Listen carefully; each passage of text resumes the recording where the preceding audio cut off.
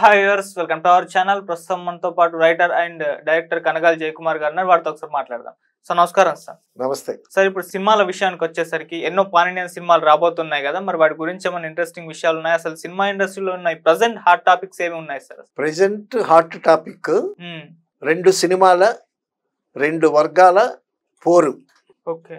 అది పోరు అనటం నాకు ఇష్టం లేదు, కానీ అందరూ కలిసి చిలికి చిలికి గాలివాల అయిందంటారే, దాన్ని ఆ విధంగా తీసుకొచ్చారు. ఏంటి, పుష్ప రిలీజ్ ఏమో డిసెంబర్లో అంటున్నారు, డిసెంబర్ ఫస్ట్ వీక్ అంటున్నారు. So game changer Dil Raju, game changer Ram చరణ్ది, Dil Raju కూడా డిసెంబర్లోనే అనౌన్స్ చేశాడు. తర్వాత ఈ రెండిట్లో ఎవరు రిలీజు ఆపుకోవటానికి పక్కకు జరుపుకోవటానికి ఇష్టపడినట్లే. ఎందుకంటే ఈ రెండింటి తర్వాత ప్రభాస్ సినిమా ఒకటి వస్తుంది, పెద్ద సినిమా. సో ఆ ప్రభాస్ సినిమాతో ఢీ కొట్టేదానికన్నా ఇక్కడే ఢీ కొట్టుకుంటే బెటర్ అనే వాళ్ళ దేశం ఏంటో మనకు తెలీదు. సో ఇది చాలా ఆరోగ్యకరమైనటువంటి పోటీ కాదు అని నాకు అనిపిస్తుంది. నాకే కాదు, ఎవరికన్నా అనిపిస్తుంది. ఎందుకంటే రెండు సినిమాలు, గేమ్ చేంజరు శంకర్ సినిమా చాలా 500 కోట్ల బడ్జెట్ ఒక సినిమా. పుష్ప 2 కూడా చాలా బడ్జెట్ చేసి చాలా బాగా తీశారు. అల్లు అర్జున్ కూడా చాలా కాన్ఫిడెంట్గా ఉన్నాడు. సో ఆయన తగ్గేదే లేదా అంటున్నాడు, డిసెంబర్లోనూ వెళుతుంది అది ఇది అని అంటున్నాడు. అలాగే రామ్ చరణ్ సినిమా, శంకరు, దిల్ రాజు గారు కథ ఎన్నుకోవటంలో, కాంబినేషన్ ఎన్నుకోవటంలో చాలా క్యాలిక్యులేటెడ్గా ఉంటాడు. ఆయన కూడా చాలా కాన్ఫిడెంట్ డిసెంబర్లో వెళతామని అనౌన్స్ చేశాడు. సో ఈ రెండు సినిమాలు బాగా ఆడితే బాగుంటుంది. ఈ రెండు సినిమాల్లో ఒకటి బాగా ఆడి ఒకటి బాగా ఆడకపోతే బాగా ఆడిన వాళ్ళ ఫ్యాన్స్ ఏమో కాలు ఎగరేస్తారు. సో ఇది పూని స్పర్ధను విద్యలందే, వైరములు వాణిజ్యమందే అని గురజాడ ఎప్పుడో చెప్పాడు. ఎందుకంటే ఒక మంచి కాంపిటీషన్ ఉండాలి, కానీ ఇటువంటి కాంపిటీషన్ వల్ల ఏంటంటే, ఇప్పుడు గేమ్ చేంజర్ 500 కోట్లు పెట్టి సినిమా తీశారు. సో పెద్ద పెద్ద సినిమాలు బాగా ఆడితేనే ఇండస్ట్రీ బాగుంటుంది, ఆడకపోతే చాలా ఇబ్బందులు. అల్లు అర్జున్ ఎలక్షన్స్లో వాళ్ళ ఫ్రెండ్ దగ్గరికి వెళ్ళొచ్చినందువల్ల వచ్చినటువంటి ఇది ఒక ప్రమాదం అనే చెప్పుకోవాలి. సో అది ఆయన వెళ్లకుండా ఉన్నా బాగుండేది. సరే, అతను వెళ్ళాడు అనేటటువంటి విషయం యువతల వర్గం వాళ్ళు పట్టించుకోకుండా ఉన్నా బాగుండేది. సో అతను వెళ్ళాడు, దాన్ని వీళ్ళు పట్టించుకున్నారు. పట్టించుకోవటం అంటే అసలు ముందు వీళ్ళు పట్టించుకున్నా పట్టించుకోకపోయినా ఫ్యాన్స్ ఊరుకోరు కదా. సో ఇది క్రమంగా ఏమైపోయింది, చిలికి చిలికి గాలివాన అయిపోయింది. పుష్ప అల్లు అర్జున్ కూడా ఫ్యాన్ మైండ్ పెరిగింది. ఉత్తమ నటుడుగా, జాతీయ ఉత్తమ నటుడుగా అవార్డు వచ్చింది. కొంతమంది ఫ్యాన్స్ అల్లు అర్జునే ఒప్పుకున్నాడు. చిరంజీవి గారు ఎదురుగా డయాస్ మీద ఉండి చిరంజీవి గారు ఎదురుగా ఉంటే నాకు నోట మాట రావట్లేదు అని అల్లు అర్జున్ అన్నాడు. అల్లు అరవింద్ ఏమన్నాడు, ఒకనొక సమయంలో చిరంజీవి అనేటటువంటి వ్యక్తి మా కుటుంబాలకి ఒక ఆడమిచ్చలాగా దొరికాడు అని అన్నాడు ఆయన. సో చిరంజీవి గారు, అల్లు అరవింద్ గారు కలిసేటప్పుడు వాళ్ళు ఒక మంచి మంచి సినిమాలు తీశారు. ఆయన వల్ల ఈయన లాభపడ్డాడు, ఈయన వల్ల ఆయన లాభపడ్డాడు. తర్వాత ఇక నెక్స్ట్ జనరేషన్ వచ్చింది.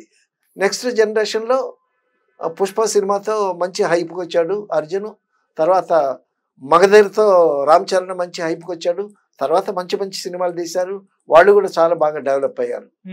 డెవలప్ అయిన తర్వాత వాళ్ళు ఒక నిర్మాణ సంస్థ పెట్టుకున్నారు, వీళ్ళది ఒక నిర్మాణ సంస్థ పెట్టుకున్నారు. వాళ్ళు మంచి సినిమాలు, వీళ్ళు మంచి సినిమాలు తీయచ్చు. కానీ ఈ పోర్ అనేటటువంటిది ఒక మంచి దారి కాదని నాకే కాదు చాలా మందికి అనిపిస్తుంది. ఎందుకంటే ఇండస్ట్రీలో అందరూ బాగుండాలి, వాళ్ళు బాగుండాలి, వీళ్ళు బాగుండాలి. సో ఇండస్ట్రీ మహాతల్లి అందరినీ ఆదరిస్తుంది. అవును. కాబట్టి ఒక వర్గం చెడిపోయి ఒక వర్గం బాగుండటం అనేది ఆరోగ్యమైనటువంటి పరిస్థితి కాదు. మరి దీనికి తోడుగా ఎన్ మీడియాని నాగబాబు గారు ఒక ఛానల్ పెట్టారు. సో అంతకుముందు ఆల్రెడీ ఒక ఛానల్ ఉంది ఆయనకి. అయితే దీనితో దాన్ని యాక్టివేట్ చేసి ఎన్ మీడియాని పెట్టి దీన్ని ఛానల్గా స్టార్ట్ చేశాడు ఆయన. పవన్ కళ్యాణ్ గారు he's busy in politics. Chiranjeevi గారు సినిమాలు కథలు దాంతో బిజీగా ఉన్నాడు ఆయన. అయితే ఎక్కువ నాగబాబు గారు స్పందిస్తున్నారు. మరి ఈ ఎన్ మీడియా అనేటటువంటి ఛానల్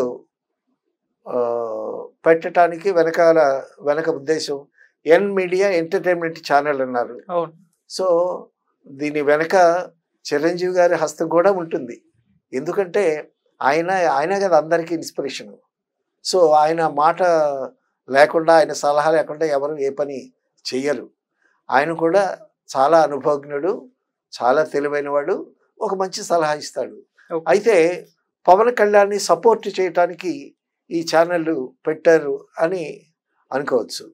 సో ఆ విధంగానే జబర్దస్త్, ఎక్స్ట్రా జబర్దస్త్ అటువంటి కార్యక్రమాలు నాగబాబు గారి ఆధ్వర్యంలో చాలా అద్భుతంగా జరిగాయి. సో ఆ అనుభవం కూడా దీనికి పనికొస్తుంది. బహుశా అందుకే ఎంటర్టైన్మెంట్ మీడియాని కూడా పెట్టాడు ఆయన. సో ఏది ఏమైనా సరే ఈ ఎన్ మీడియా అనేటటువంటి ఛానల్ ద్వారా మళ్ళా నాగబాబు గారు ఒక మంచి ఎంటర్టైన్మెంట్స్ అవి చేస్తే బాగుంటుంది.